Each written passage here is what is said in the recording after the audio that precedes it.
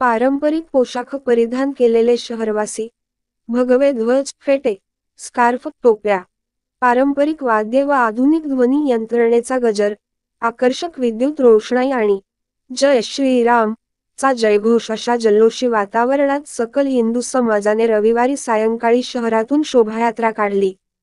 यात्रा मार्गावर शहरवासियांनी शोभायात्रेचे उत्साहात स्वागत केले. उंट, घोडे यांच्या लवाजम्यासह निघालेल्या यात्रेतील श्रीरामांचा रथ तसेच राममंदिराची प्रतिकृती लक्षवेधक होती. अयोध्येतील श्रीराम प्रतिष्ठा सोहळ्यानिमित्त शोभायात्रेचे आयोजन केले होते.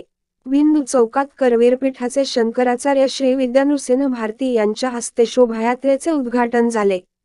यावेळी खासदार धनंजय महाडिक, माजी आमदार अमल महाडिक, मालोजीराजे छत्रपती, मधुरिमाराजे छत्रपती, शौमिका महाडिक, महेश जाधव, राहुल चिकोडे, सत्यजित कदम, संताजी घोरपडे प्रमुख उपस्थित होते.